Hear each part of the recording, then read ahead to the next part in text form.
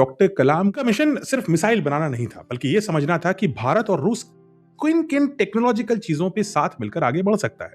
वो स्पेस में भी हो सकती थी, मिलिट्री भी हो सकती थी, वो किसी भी क्षेत्र में हो सकती थी। लेकिन कभी कभी इतिहास योजना से नहीं, संयोग से बदलता है। रूसी वैज्ञानिकों ने डॉक्टर कलाम को एक टेक्नोलॉजी दिखाई, एक स्पेस टेक्नोलॉजी दिखाई, और वो था एक सुपरसोनिक कंबस्शन इंजन। सोवियत पतन के बाद इस प्रोजेक्ट की फंडिंग समाप्त हो चुकी थी और इंजन एक कोने में पड़ा हुआ धूल खा रहा था। डॉक्टर कलाम की निगाहों में भी लेकिन कुछ एक अलौकिक तेज था। उन्होंने कोने में धूल खा रहे इस इंजन को दूर से ही भांप लिया। उन्होंने सोवियत स्पेस साइंटिस्ट से पूछा इस इंजन की स्पेसिफिकेशंस क्या हैं। और डॉक्टर कलाम ने इस मशीन में, इस इंजन में पड़ी हुई धूल को नहीं देखा, उन्होंने इस इंजन में भारत का भविष्य देखा। उन्हें तुरंत समझ में आ गया कि अगर इस टेक्नोलॉजी को जीवन मिले तो भारत सिर्फ मिसाइलें ही नहीं, एक नई मिसाइल पीढ़ी बना सकता है और दुनिया को लीड कर सकता है इस नेक्स्ट जनरेशन मिसाइल के साथ।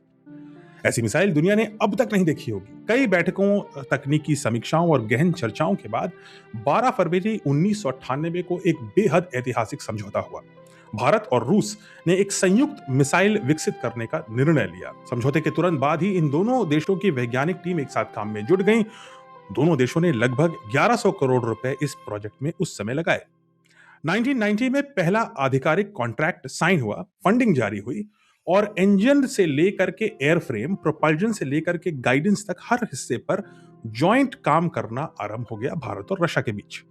करीब 2 साल और लगे टेस्टिंग, कैलिब्रेशन और रिफाइनमेंट में, जो एक बेहद कम टाइम है किसी नई मिसाइल को डेवलप करने के लिए। और उसके बाद हर परीक्षण ने यह साबित किया कि यह मिसाइल सिर्फ एक प्रोजेक्ट नहीं, एक बदलाव का प्रतीक है, एक इंटरनेशनल गोल्ड स्टैंडर्ड बनने वाली है।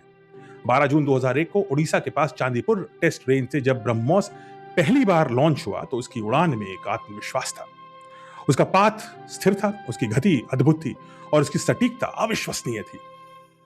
उस एक टेस्ट ने यह बात तो पूरी तरीके से क्लियर कर दी, ना सिर्फ भारत और रूस को बल्कि पूरी दुनिया को, कि इंडिया रशिया की यह साझेदारी दुनिया की मिसाइल टेक्नोलॉजी में एक नया बेंचमार्क तय करने जा रही है।